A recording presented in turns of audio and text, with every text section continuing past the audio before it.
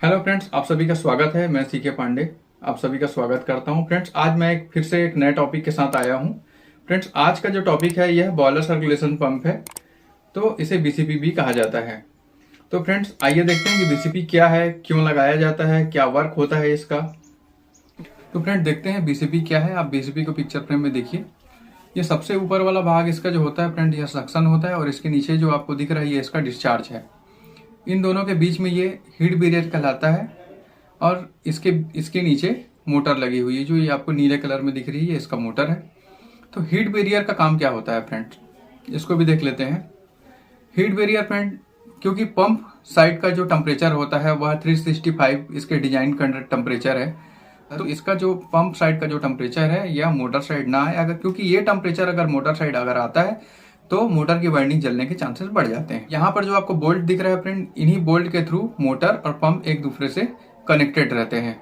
Heat barrier में friend ये जो लाइनें आपको दिख रही है ये CCCW वाटर की कूलिंग लाइन है। इसी के द्वारा हीट बैरियर की कूलिंग की जाती है। और बीसीपी के बगल में ये आपको एक कूलर दिख रहा है, इसे एलपी कूलर कहा जाता है। इससे इसी के थ्रू बीसीपी के वाइंडिंग की कूलिंग की जाती है। तो फ्रेंड, ऐसे बॉयलर जहां पर प्रेशर 175 केजी से कम होता है, ऐसे बॉयलरों में बीसीपी नहीं दिया जाता, क्योंकि जिन बॉयलरों में प्रेशर कम होता है उनमें स्टीम और वाटर के बीच का डेंसिटी डिफरेंस अधिक होता है, जिससे नेचुरल सर्कुलेशन हो जाता है। ऐसे बॉयलर फ्रेंड जहां पर प्रेशर 175 से अधिक होता है उस जगह पर नेचुरल सर्कुलेशन स्टेबलाइज नहीं हो पाता है, इसलिए हमें बीसीपी की जरूरत पड़ती है। तो फ्रेंड, होता क्या है कि स्टीम और वाटर के बीच की जो डेंसिटी का डिफरेंस होता है वह 175 केजी के जो नीचे के जो बॉयलर होते हैं, 80 केजी, 120 केजी, 150 केजी के आसपास के जो बॉयलर होते हैं उनमें स्टेबलाइज हो जाता है। लेकिन 175, 174 के ऊपर जो बॉयलर आते हैं जिन्हें सब क्रिटिकल, सुपर क्रिटिकल बॉयलर कहा जाता है, ऐसे बॉयलरों में नेचुरल सर्कुलेशन स्टेबलाइज नहीं हो पाता, इसलिए हमें बीसीपी की जरूरत पड़ती है। फ्रेंड, हाई प्रेशर बॉयलर पर वाटर वाल ट्यूब में स्टीम बबल का फॉर्मेशन हो जाता है, जिसके थ्रू एक ब्लॉकेज क्रिएट हो सकता है। अगर ये स्टीम बबल बनते हैं और बनने के बाद में ड्रम की ओर मूव नहीं करते तो इसमें एक ओवरहीटिंग के चांसेस बढ़ सकते हैं, ब्लॉकेज क्रिएट हो सकता है और कोरोजन के चांसेस भी बढ़ जाते हैं। वाटर वाल ट्यूब में फ्रेंड वाटर और स्टीम का मिक्सचर होता है।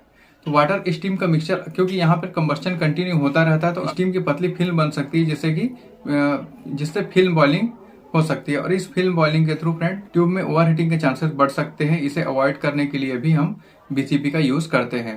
फ्रेंड्स, इसे समझने के लिए हम नेचुरल सर्कुलेशन को एक बार समझते हैं कि नेचुरल सर्कुलेशन बॉयलर में किस तरह होता है। तो फ्रेंड, आप पिक्चर फ्रेम में देखिए, ये ऊपर की ओर आप जो देख रहे हैं ये बॉयलर का स्टीम ड्रम है। इसके नीचे जो एक लाइन दिख रही है ये डाउन कमर की लाइन है और इस डाउन कमर में पानी भरा होता है, क्योंकि स्टीम ड्रम में नीचे की ओर 50% में वाटर होता है और ऊपर की ओर 50% में स्टीम भरी होती है। अब ये लाइन जो आपको दिख रही है फ्रेंड, ये वाटर वाल ट्यूब है। इस वाटर वाल ट्यूब में स्टीम और वाटर का मिक्सचर होता है। यहाँ पर कंबस्टन के थ्रू हीट प्रोड्यूस होती है, इसे वाटर वाल ट्यूब एब्जॉर्ब करती है और यहाँ पर वाटर और स्टीम का मिक्सचर बन जाता है यहाँ पर। अब क्योंकि डाउन कमर की लाइन में पानी भरी होती है जिसका डेंसिटी अधिक होता है और यहाँ पर वाटर वाल ट्यूब में स्टीम और वाटर का मिक्सचर भरा होता है, तो यहाँ पर इसका डेंसिटी का डिफरेंस कम होने लग जाता है। तो इस डेंसिटी डिफरेंस के कारण यह ऊपर की ओर उठने लग जाती है और स्टीम ड्रम में की ओर मूव करती है और स्टीम ड्रम में चली जाती है। तो यहाँ पर एक नेचुरल सर्कुलेशन स्टेबलाइज होने लग जाता है फ्रेंड। तो इसे ही नेचुरल सर्कुलेशन, क्योंकि यह ड्रम पे गई, ड्रम से डाउन कमर पे आई, डाउन कमर से फिर से वाटर वाल में गई, वाटर वाल से फिर से ड्रम पे चली गई, तो इस तरह एक सर्कुलेशन चलता रहता है। इसे ही नेचुरल सर्कुलेशन कहा जाता है और इस नेचुरल सर्कुलेशन को थर्मोसाइफन भी कहा जाता है। जब प्रेशर बहुत ज्यादा होता है तब वाटर स्टीम के बीच में डेंसिटी का डिफरेंस काफी कम हो जाता है। हम लोग बीसीपी के फंक्शन को समझते हैं कि बीसीपी का क्या क्या फंक्शन होता है। तो हाई प्रेशर बॉयलर जैसे कि सुपर क्रिटिकल, सब क्रिटिकल बॉयलर में वाटर वाल ट्यूब के अंदर में वाटर को प्रॉपरली सर्कुलेट कराने और फ्रिक्शन लॉस को ओवरकम करने के लिए हम बीसीपी का यूज करते हैं। हाई प्रेशर में स्टीम वाटर की भी डेंसिटी डिफरेंस कम होती है, इसे असिस्ट करने के लिए भी हम बीसीपी का यूज करते हैं। सर्कुलेशन को प्रॉपरली स्टेबलाइज करने के लिए भी हम बीसीपी का यूज करते हैं।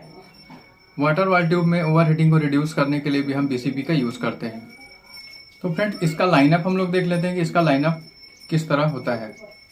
फ्रेंड, बीसीपी का पावर सप्लाई हेल्दी होना चाहिए, बीसीपी का ऑल परमिट रिटर्न होना चाहिए, CCCW का वाटर लाइन चार्ज होना चाहिए, CCCW एलपी कूलिंग लाइन और हीट बैरियर की कूलिंग लाइन की एमआईवी चार्ज होनी चाहिए, local transmitter impulse line MIV charge होना चाहिए, बीसीपी कैविटी फिलिंग कंप्लीट होनी चाहिए, बीसीपी का पर्जिंग कंप्लीट होना चाहिए, बीसीपी का वाटर क्वालिटी हेल्दी होना चाहिए, बीसीपी का एलपी कूलिंग फ्लो और बीसीपी का हीट बैरियर फ्लो हेल्दी होना चाहिए, ड्रम वेंट क्लोज होना चाहिए।